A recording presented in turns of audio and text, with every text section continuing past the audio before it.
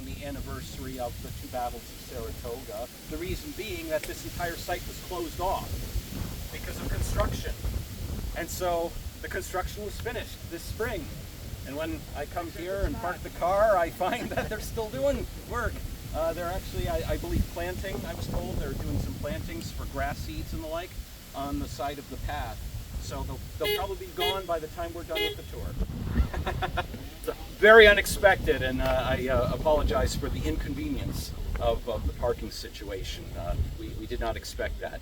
But the good news is this: the paving is done, and along our walk here at Stop 6 at Freeman's Farm, we will encounter what they call pads on the ground. Now, when I hear pad, I think something soft, but these are cement. These cement pads are where there will be wayside exhibits, which replace the old wayside exhibits that we've had here for literally decades previously. Those new wayside exhibits will be placed here on the battlefield in mid-October. So finally, after 10 years, we will have these wayside exhibits in place. I am very excited for that, and we all are here at Saratoga Battlefield, as you can imagine. So they're a long time coming, and like I said, mid-October is when they'll be finally installed. So that's what those cement pads are for. Those are for those new wayside exhibits. So there are no wayside exhibits out there today, it's just me. Certainly if you have, during the course of the tour, any questions, maybe I say something that triggers a thought, or you're thinking, that doesn't sound right, or maybe you've read a book and you're wondering why I say something differently from what the book says, or you might be curious about a source. I might say something and you're like, where did he get that information?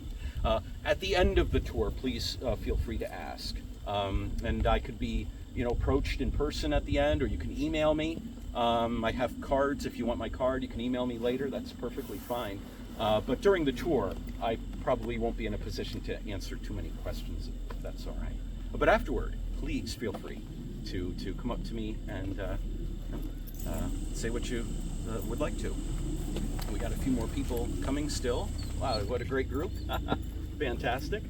What's kind of neat is that we're here not only on the anniversary day of the Battle of Freeman's Farm, but the Battle of Freeman's Farm, the skirmishing began pre-noon, like between 11:30, 11:45, skirmishing at the Great Ravine, which is a good half-mile north of us.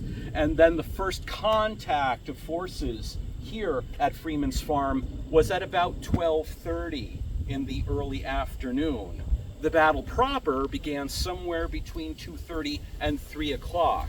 So as you can see, timing-wise, and we are considering daylight savings time too, we're here at about the time when the Battle of Freeman's Farm is just beginning. So it's not just the right day, it's also at the right time that the battle begins. And if you wanted to be here for the entirety of the time that the battle took place, you'd have to be here till late in the day. As many of you I think know, this is one of the longer battles, land battles of the American War for Independence. The battle itself was about 8 hours long. It's a long battle. Most battles did not last 8 hours. This one did, because both sides were fighting with obstinance. They were not going to quit the field no matter what. And eventually one side had to. One side had to give up. One side had to lose, at least tactically, and withdraw, making the other side the victors of the field. Is this a first-time visit for anybody here at the site? First-time visit for a few people? Excellent. Great. Thank you for coming. And thank you for those who have been here before. Thank you for coming again. It's good to see some familiar faces and new faces as well. And we have reinforcements arriving. The forest school.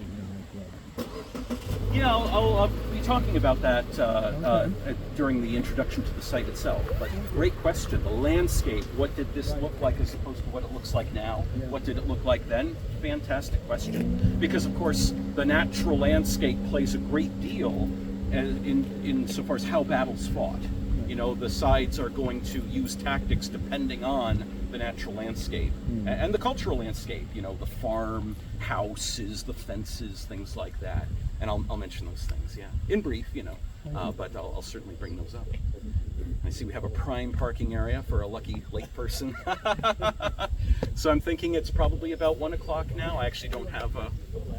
Okay, thank you. Well, welcome everybody to Freeman's Farm. As you know, stop number 6 on our tour road. Some of our tour stop names have changed with the new messaging system that we're using to create a more cohesive narrative for our tour.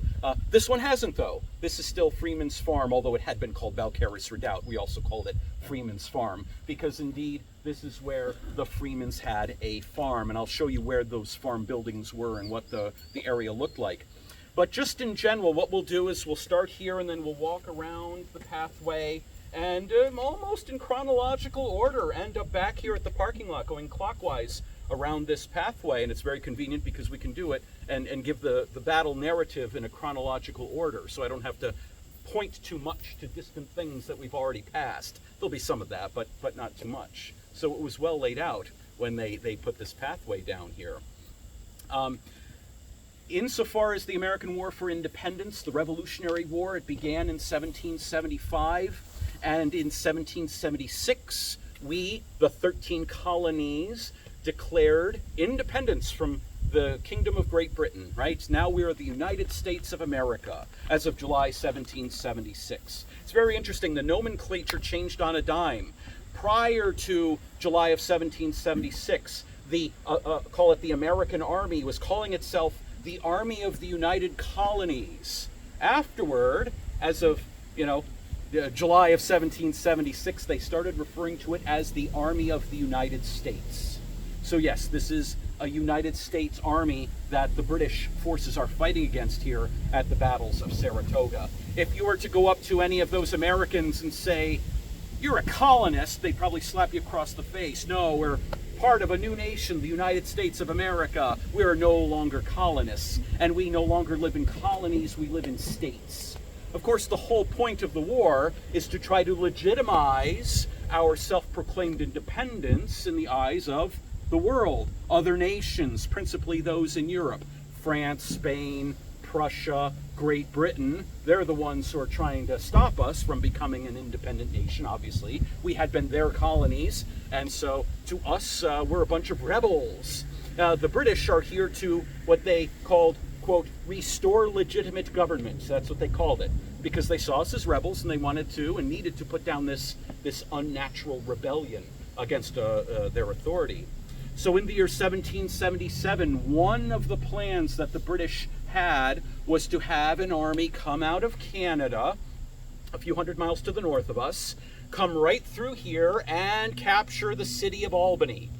Now, Albany was not chosen as the destination for this British invasion force because it was a stronghold or a center of power or anything like that, but rather it was a very convenient midpoint between British-held Canada and British-held New York City.